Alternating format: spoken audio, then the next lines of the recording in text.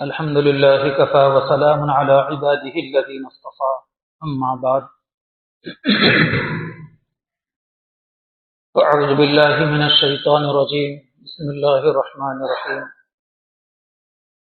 يا أيها الذين آمنوا لا تلهكم أموالكم ولا أولادكم عن ذكر الله ومن يفعل ذلك فأولئك هم الخاسرون صدق الله المولانا العظيم وعن عبد الله بن مسعود رضي الله عنه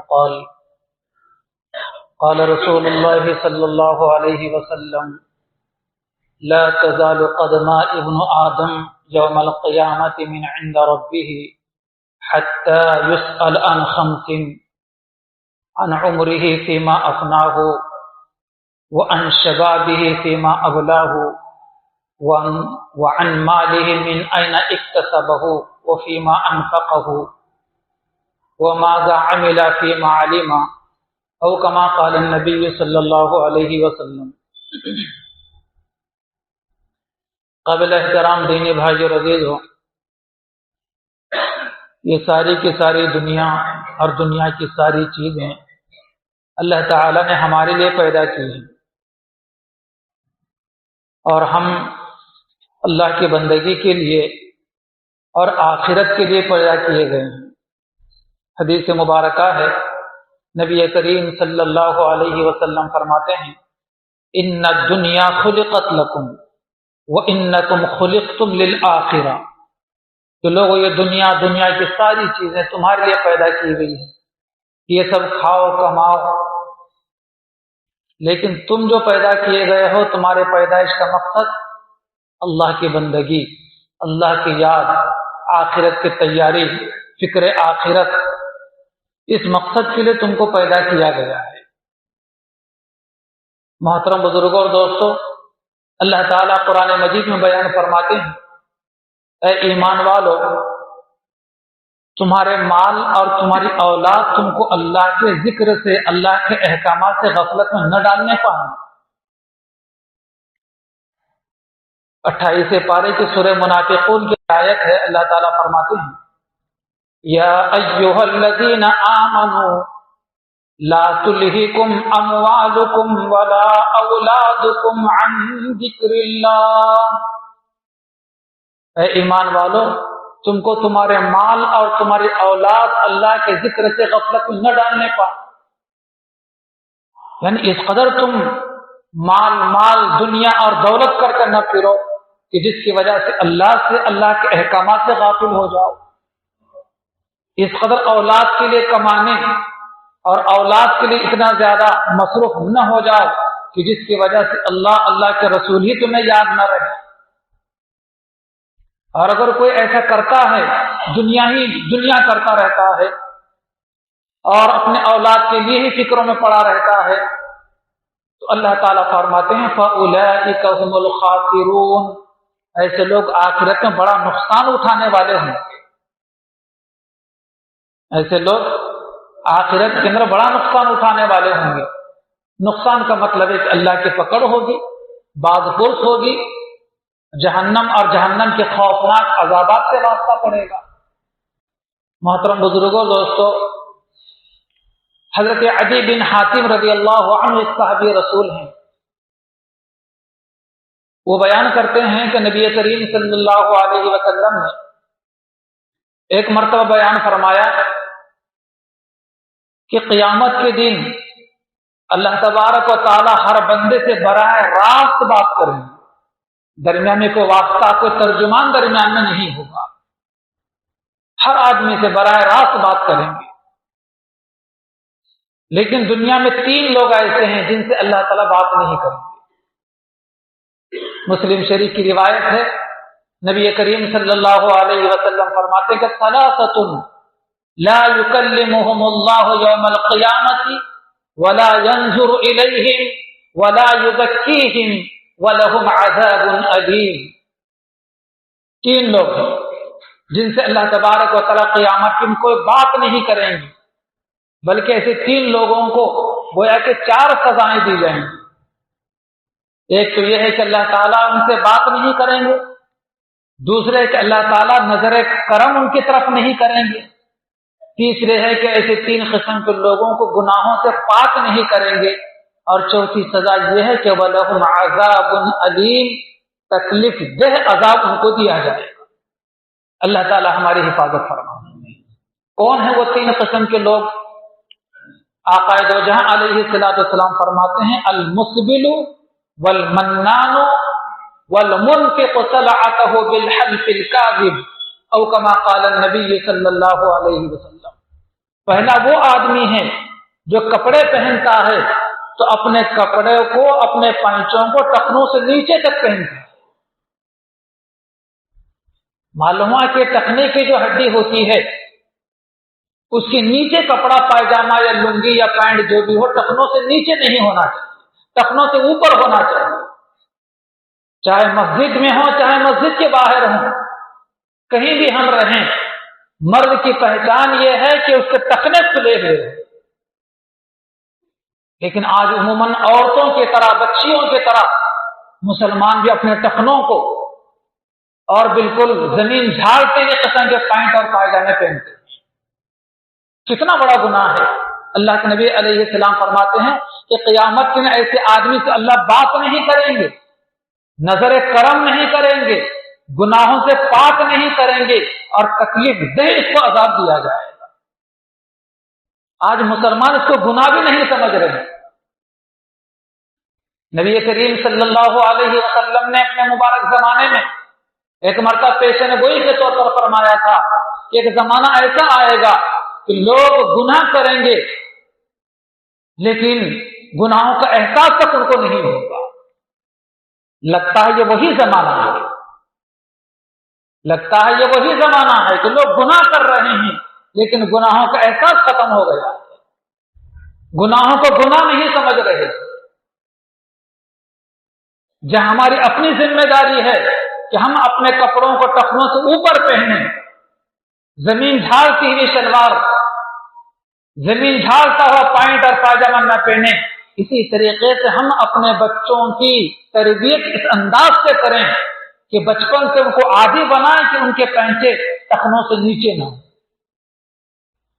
ایسی تربیت کریں ان کی، ایسے کپڑے ان کو بچپن سے پہنائیں تاکہ وہ بڑے ہونے کے بعد بھی ٹخنوں سے نیچے کپڑے پہننا معیوب سمجھیں اور گناہ سمجھیں۔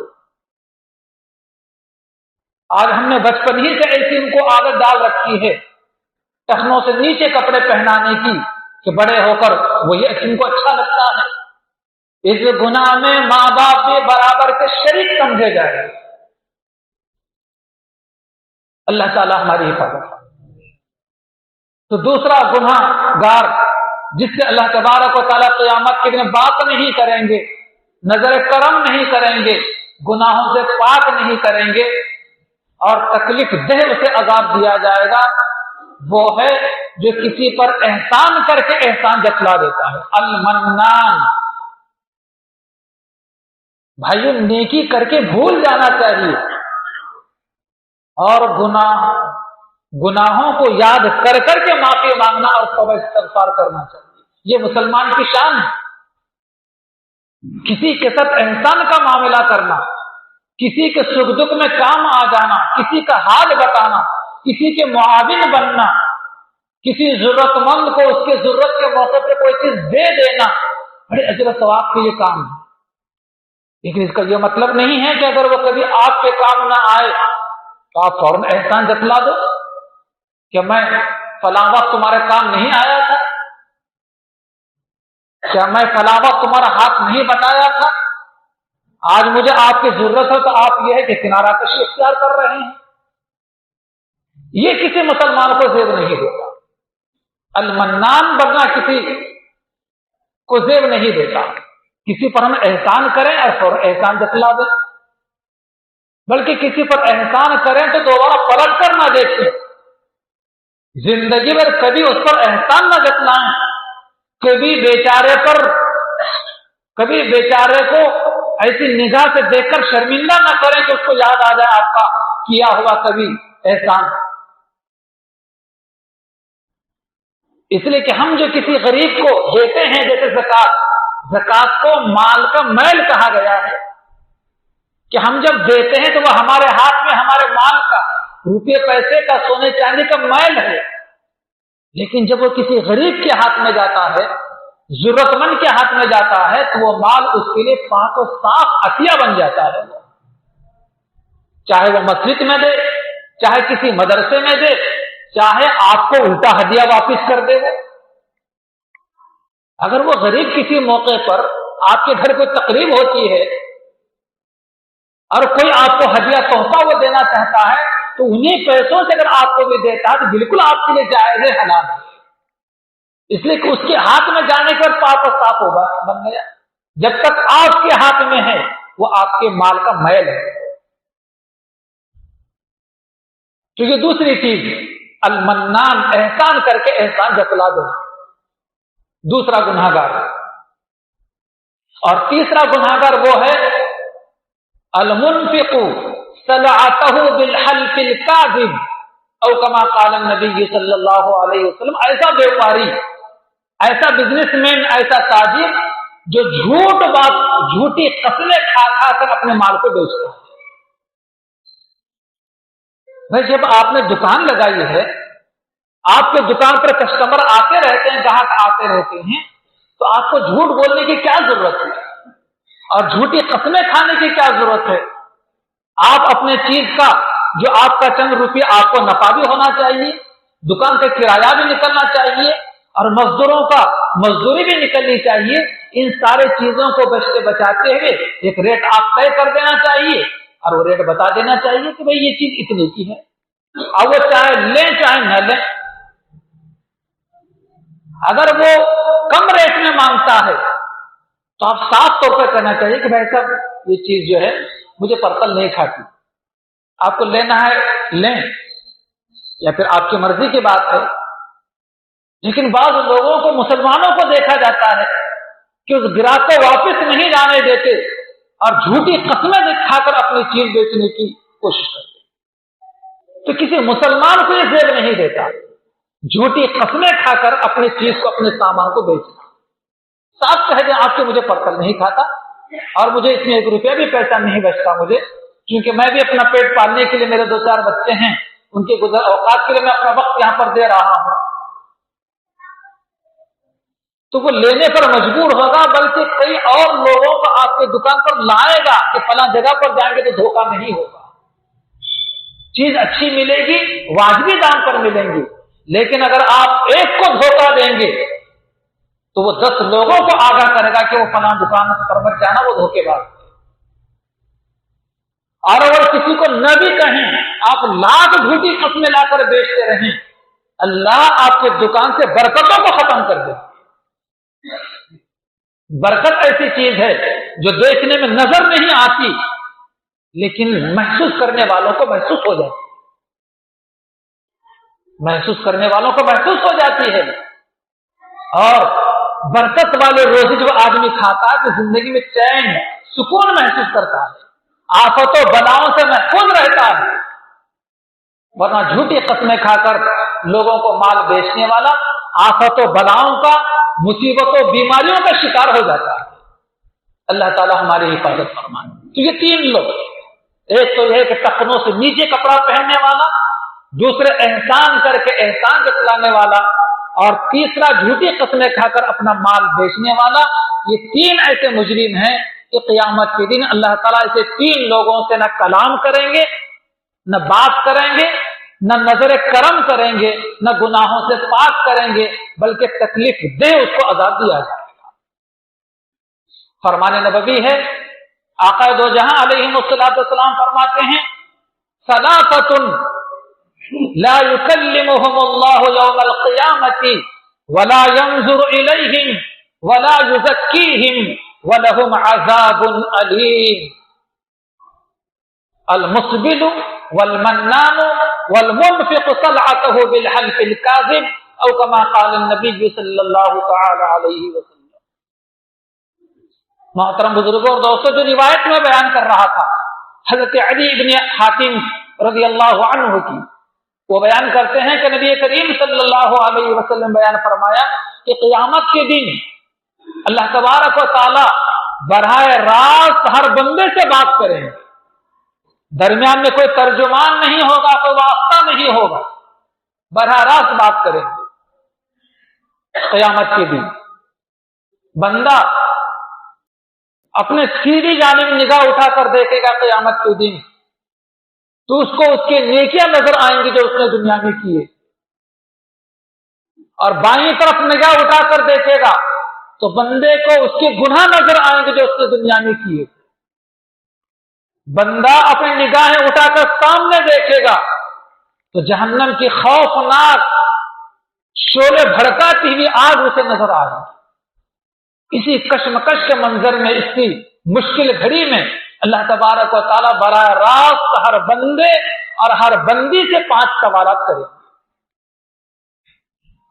اور جب تک بندہ اور بندی اللہ تبارک و تعالیٰ کے ان 5 سوالات کے جوابات نہیں دیں گے، اس وقت کوئی بندہ کوئی بندی اپنے پیروں کو اللہ کے سامنے سے ہلا بھی نہیں سکے گا۔ لا تزال قدم ابن آدم یوم القیامت من عند ربه حتی یسأل عن 5۔ اللہ تعالیٰ اس مشکل گھڑی میں ہمیں ثابت قدمی عطا فرمائے، اور اللہ تعالیٰ نے یہ جو زندگی عطا فرمائی ہے انہی 5 سوالات کے جوابات کی تیاری کے لیے عطا فرمائی ہے۔ سمجھنے والے کے لیے اتنی ہی مختصر سے گفتگو کافی ہے، اور جو خود ہی نہ سمجھنے کا فیصلہ لے کر بیٹھا ہو تو 1 گھنٹے نہیں 10 گھنٹے بھی اگر اس کے سامنے گفتگو کی جائے اور شریعت و سنت کو بیان کیا جائے تو لا حاصل ہے۔ تو ساری یہ شریعت و سنت، دین اور شریعت مصطفیٰ، انہی 5 سوالات کے جوابات۔ جیسے طلبہ مدارس میں، اسکول میں، کالج اور یونیورسٹیوں میں امتحان دینے کے لیے پہنچتے ہیں، اور ان کے لیے 2 گھنٹے 3 گھنٹے 4 گھنٹے وقت طے کر دیا جاتا ہے کہ آپ کو اتنے گھنٹے میں اتنے وقت میں آپ کا پیپر کے ان سوالات کے جوابات دینے ہیں، لکھنے ہیں، آپ کو حل کرنا ہے پیپر۔ اتنے گھنٹے میں وہ طلباء اور اسٹوڈنٹ سوالات کے جوابات لکھ دیتے ہیں۔ کوئی طالب علم اپنا وقت ضائع نہیں کرتا، اور اگر وہ امتحان گاہ میں بیٹھ کر، ایگزام ہال میں بیٹھ کر اگر وقت ضائع کرے گا تو نقصان اٹھائے گا، فیل ہو جائے گا، بے عزتی ہو جائے گی، شرمندگی اٹھانا پڑے گی۔ اللہ تبارک و تعالی ہمیں دنیا کے اندر اوقات کو ضائع کرنے کے لیے اور گناہوں میں مبتلا رہنے کے لیے نہیں اللہ تعالی ہمیں دنیا میں بھیجا ہے، بلکہ اللہ تبارک و تعالی نے ہمیں آخرت کے لیے بھیجا ہے۔ ان الدنیا خلقت لکم وانکم خلقتم للآخرہ، دنیا تمہارے لیے پیدا کی گئی ہے کہ دنیا کی چیزیں کماؤ، کھاؤ، پیو، استعمال کرو، لیکن خبردار وانکم خلقتم للآخرہ، اور تم جو ہے آخرت کے لیے پیدا کیے گئے ہو، آخرت تمہارے پیش نظر ہونا چاہیے، خدا کے احکامات تمہارے سامنے ہونا چاہیے، اللہ کے رسول کی مرضی تمہارے سامنے ہونا چاہیے۔ کہ 29ویں پارے کی آیت ہے، پہلی آیت، اللہ تعالیٰ فرماتے ہیں تبارک الذی بیدہ الملک، بابرکت ہے وہ ذات جس کے ہاتھ میں سارے جہان کی بادشاہت ہے، وہو علی کل شیء قدیر، وہ ہر چیز پر قادر ہے۔ الذي خلق الموت والحیات لیبلوکم ایکم احسن عملا، اور اللہ تبارک و تعالیٰ نے تمہیں دنیا میں کیوں بھیجا ہے اس کو اس آیت میں بیان کیا گیا ہے۔ اللہ تعالیٰ نے موت اور حیات کو پیدا کیا ہے، تمہیں پیدا بھی کیا ہے اور تمہیں موت بھی دے گا، تو کیوں؟ لیبلوکم ایکم احسن عملا، تاکہ تمہیں آزمائیں، تمہارا امتحان لے کہ تم میں کون اچھا عمل کر کے آتا ہے۔ اکثر عملہ نہیں فرمایا گیا کہ تم میں کون ڈھیر سارے اعمال کر کے آتا ہے، بلکہ فرمایا گیا احسن عملہ، تم میں کون اچھا عمل کر کے آتا ہے۔ اچھا عمل کون سا ہے؟ اچھا عمل وہ ہے جو شریعت و سنت کے مطابق ہو. اللہ کا حکم نبی کریم صلی اللہ علیہ وسلم کے طریقے کے مطابق جس کو عمل میں لایا گیا ہو وہ ہے احسن عمل، اور وہی عمل اللہ تعالیٰ اپنے بارگاہ میں قبول کرتے ہیں. تو محترم بزرگوں اور دوستوں، میدان محشر میں اللہ تبارک و تعالیٰ اپنے بندوں سے 5 سوالات کریں گے، جن میں پہلا سوال ہوگا ان عمرہ فیما افناہ. بندے سے پوچھیں گے بندے میں نے تجھے عمر دراز عطا کی تھی، تو نے اپنی عمر کہاں گنوائی؟ پہلا سوال ہوگا. کسی کو 50 سال، کسی کو 60 سال، 70 سال، 80 سال اللہ نے یوں ہی گنوانے کے لیے نہیں دی ہے، بلکہ اس کو قیمتی بنانے کے لیے دی گئی ہے. اور قیمتی زندگی بنتی ہے، عمر قیمتی بنتی ہے، اس زندگی کو شریعت و سنت کے مطابق گزارا جائے، نیکیاں کی جائیں، برائیوں سے اپنے آپ کو بچایا جائے، تو وہ زندگی ہے. اور اگر ہم نے یوں ہی اوقات اگر ضائع کر دیے تو قیامت کے دن جواب نہیں دے سکیں گے. دوسرا سوال ہوگا، اللہ تعالیٰ فرمائیں گے قیامت کے دن ان شبابہ، شباب کہا جاتا ہے جوانی کو، جوانی کے بارے میں سوال ہوگا ان شبابی فیما ابلاہ. بندے تجھے ہم نے جوانی عطا کی تھی، تو نے جوانی کو کہاں گنوایا، کہاں خرچ کیا، کہاں صرف کیا؟ 2 چیزیں اللہ تعالیٰ انسانوں کو زندگی میں ایک مرتبہ عطا کرتے ہیں، ایک بچپنا اور دوسرے جوانی. جوانی کے زمانے میں کی ہوئی عبادتیں اللہ کو بہت پسند ہے. بڑھاپے کے 100 سجدوں پر جوانی کا ایک سجدہ بھاری ہے. کتنے لوگ ایسے ہیں جو بڑھاپے میں زمین پر سر رکھنے کو ترستے ہیں، لیکن ان کے گھٹنے اجازت نہیں دیتے، ان کی کمر اجازت نہیں دیتی، بیچارے سڑک پر رہ جاتے ہیں. دوستوں اور بزرگوں، وہ وقت آنے سے پہلے کہ ہمارے قوا مضبوط ہیں، ہم صحت مند ہیں، تندرست ہیں، اس خالق و مالک کے سامنے زمین پر اپنا سر رکھ کے تو دیکھیں کیسے اللہ نوازتے ہیں. دیکھیں آج بڑی کثیر تعداد کے اندر نوجوان مسجدوں سے دور ہوتے چلے جا رہے ہیں، برائیوں کے عادی بنتے چلے جا رہے ہیں، رات کا اکثر و بیشتر حصہ برائیوں میں گزار رہے ہیں. کیا موبائل ہمارے ہاتھ میں آ گیا کہ نہ کام میں دل ہے نہ گھر میں دل ہے، بالکل موبائل بس. جہاں بیٹھے گھنٹوں بیٹھ گئے. پہلے ہوا یہ کرتا تھا کہ گھر میں آ کے ماں باپ کے پاس بیٹھتے تھے، کچھ ماں باپ سے اچھی باتیں سنتے تھے جو زندگی بھر یاد رہتی تھی. گھر کی بڑی بوڑھی عورتیں اور بڑے بزرگ گھر کے اچھے قصے، اچھی کہانیاں، اچھے واقعات انبیاء کے، صحابہ کے، بزرگوں کو سنایا کرتے تھے. بچوں کا دل نرم ہو جایا کرتا تھا. بچے زندگی بھر ان اچھی چیزوں کو یاد رکھ کر ان کو اپنی زندگی میں عملی جامہ پہنایا کرتے تھے. آج کسی کو کسی کے پاس بیٹھ کر کچھ سنانے کا وقت ہی نہیں ہے. ہاں، برائیوں کے کرنے کے لیے سارا وقت. آج نہ ماں باپ کے پاس بیٹھنے کو تیار ہیں، نہ نوجوانوں کے پاس اتنا وقت ہے، نہ گھر کے بڑے بزرگوں کے پاس، بڑی بوڑھی عورتوں کے پاس بیٹھنے کو ہمارے پاس وقت ہے، نہ ان بڑی بوڑھی عورتوں کے پاس سننے کو تیار ہے. بس وہ موبائل ایسا لے کر بیٹھے گا، ساری دنیا ایک طرف اور یہ ایک طرف. بزرگ حضرات بھی یہاں پر موجود ہیں، سرپرست حضرات بھی موجود یہاں پر ہیں. اپنے بچوں کی نگرانی کریں، اپنے بچوں پر توجہ دیں. پچھلے دنوں بڑی خوشی ہوئی مجھے، میں نے ایک نوجوان کو فون لگایا 10 بجے کے بعد، کوئی ضروری مجھے کام تھا، تو فون جو ہے والد نے اٹھایا. میں نے کہا کہ آپ کون ہیں؟ میں فلاں کو بات کرنا چاہتا ہوں، میرے بچے کا فون ہے، وہ فون میرے پاس ہے. بچے سے کب بات ہوگی آپ کی؟ تو ان صاحب نے کہا کہ میرے بچے سے بات اب صبح میں ہو سکتی، اب نہیں ہو سکتی. میں نے کیوں؟ کہیں گاؤں کو گئے ہوئے ہیں یا موبائل ان کے پاس نہیں؟ نہیں، میرا معمول یہ ہے کہ میرے بچیاں ہیں، میرے بچے ہیں، لیکن رات 10 بجے کے بعد بچوں اور بچیوں پر لازم ہے کہ فون لا کر ہمارے بیڈ روم میں جمع کر دیں۔ میں نے پابند کر رکھا اپنے بیٹیوں کو بھی، سب کے پاس موبائل ہے، لیکن رات 10 بجنے کے بعد، کیونکہ آج کل اکثر و بیشتر کالج کی تعلیم جو ہے موبائل کے ذریعے سے بھی ہو رہی ہے، لیکن میں نے یہ تاکید کر دی ہے کہ جو پڑھائی کرنا ہے 10 بجے سے پہلے موبائل ہے، 10 بجے کے بعد ہم کو سونا رہتا ہے، لہذا آپ اپنا موبائل لا کر ہمارے بیڈ روم میں جمع کر دیں۔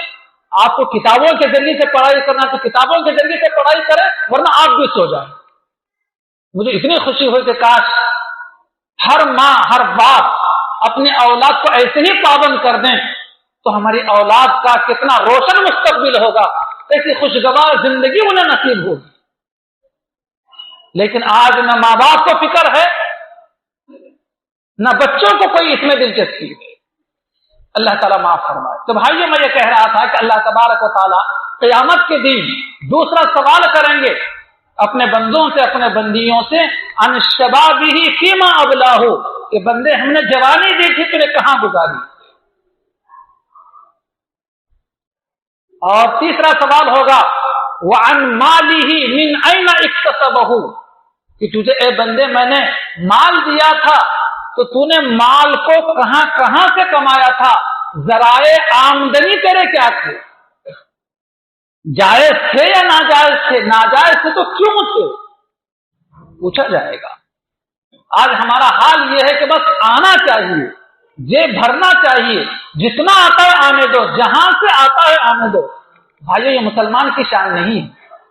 مسلمان کی شان یہ ہے کہ کماؤ، خوب کماؤ، لیکن جائز طریقے سے کماؤ، حلال طریقے سے کماؤ، جھوٹ بول کر، دھوکہ دے کر نہیں۔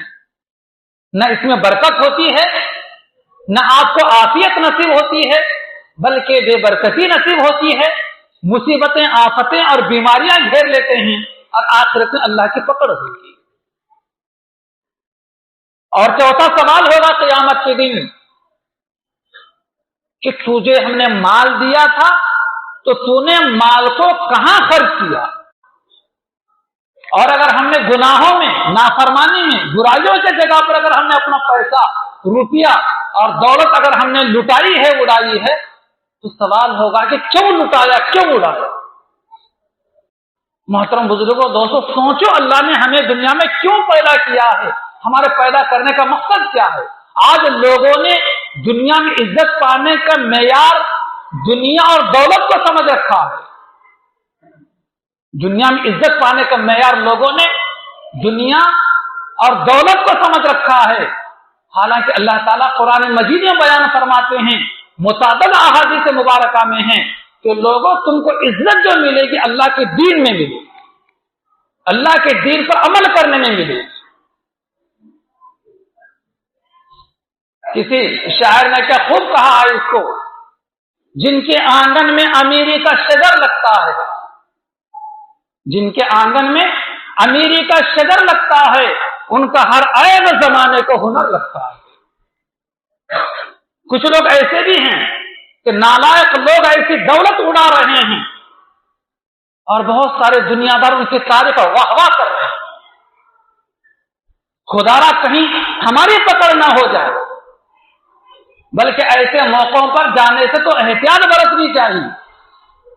بھائیو، یاد رکھنا، آج ہم ذمہ دار ہیں، گھر کے بڑے ہیں، اپنے ذمہ داری کو محسوس کریں۔ اگر ہمارے تقریب میں ایسے اگر کوئی ولیمہ کے موقع پر، شادی کے موقع پر اگر کوئی پٹاخے بجا رہا ہے، باجا بجا رہا ہے، ڈی جے بجا رہا ہے، ناچ راج کود رہا ہے، تو ہم بڑے بن کر سامنے جائیں، ہاتھ پکڑ کر اسے روک دیں، اللہ کے واسطے اس کو بند کر دو، یہ تمہارا عمل اللہ کے عذاب کو دعوت دینے والا عمل ہے۔ بڑے بڑے دیندار قسم کے لوگوں کی شادیاں ولیمہ ہو رہے ہیں، رات دیر بجے تک بج رہا ہے، پٹاخے بجنا تو آج معمول بن گیا ہے۔ جیسا نوشا فنکشن ہال پہنچتا ہے، دھوم سے پٹاخے بجنا شروع ہوتے ہیں۔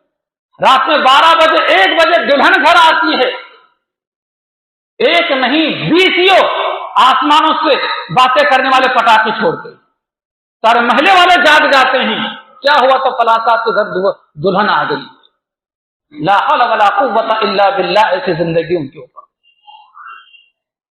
اللہ تعالیٰ سے دعا ہے کہ اللہ تعالیٰ ہمیں اپنے مقصد زندگی کو سمجھ کر عمل کرنے کی توفیق عطا فرمائے، ہر قسم کے چھوٹے بڑے گناہوں سے حفاظت فرمائے، شریعت مصطفیٰ کو سامنے رکھ کر زندگی گزارنے کی توفیق عطا فرمائے، آمین۔ وآخر دعوانا ان الحمد للہ رب العالمین۔